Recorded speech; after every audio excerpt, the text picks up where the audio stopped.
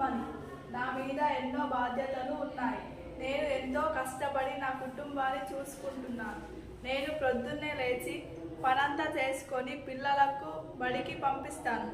పిల్లలు బడి నుంచి వచ్చిన తర్వాత నేను వాళ్లకు అన్నం పెట్టి నేను పనంతా చేసుకుంటాను.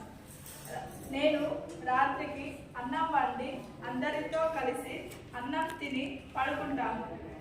నేను ఎంతో కష్టపడి బీడీలు చేసుకొని ఎంతో కొంత డబ్బును సంపాదిస్తాను. నా పిల్లల కోరికలను నెరవేరుస్తాను. నేను నా పిల్లల భవిష్యత్తును బాగుండాలని నేను రాత్రి పగలు కష్టపడి వాళ్లకు చదివిస్తున్నాను. నేను చదువుకోలేను, కానీ నా పిల్లలు చదువుకోవాలని నా కోరిక. వాళ్ళు ఉన్నత స్థాయికి ఎదుగుతారని నా నమ్మకం. నేను అమ్మ అయినందుకు నా బాధ్యతలు నేను నెరవేరుస్తాను. నా పిల్లలు రేపటికి నాకు మంచి చూసినా చూడకపోయినా నా బాధ్యతలు ఉంది కాబట్టి నేను ఎప్పుడు వాళ్ళ భవిష్యత్తును బాగుండాలని కోరుకుంటాను.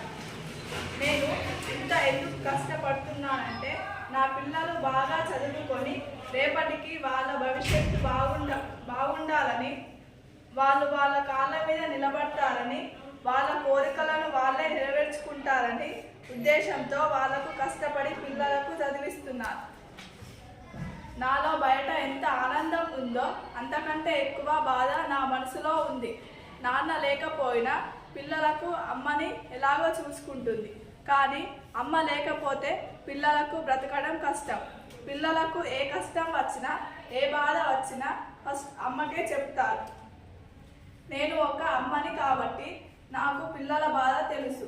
నేను చిన్నగున్నప్పుడు మా అమ్మ బాధ తెలియదు కాబట్టి ఇప్పుడు నేను కూడా అమ్మ అయినా కాబట్టి మా అమ్మకు ఎంత బాధ ఉందో ఇప్పుడు నాకు కూడా ఈ బాధ ఏంటో నాకు ఇప్పుడు తెలుస్తుంది. నేను అమ్మను కాబట్టి నా బాధ్యతలు నేను తీర్చుకుంటున్నాను. నేను ఒక మాట చెప్పేది ఏమిటంటే, మనము నీళ్లు ఎలా వేస్ట్ చేస్తామో అలాగే మన పిల్లల భవిష్యత్తుని వేస్ట్ కావద్దని నేను అందరి తల్లులకు చెప్పండి. ఏమిటంటే, మన పిల్లలకు మంచిగా చదివించి మన బాధ్యతలను మనం నెరవేర్చుకోవాలి.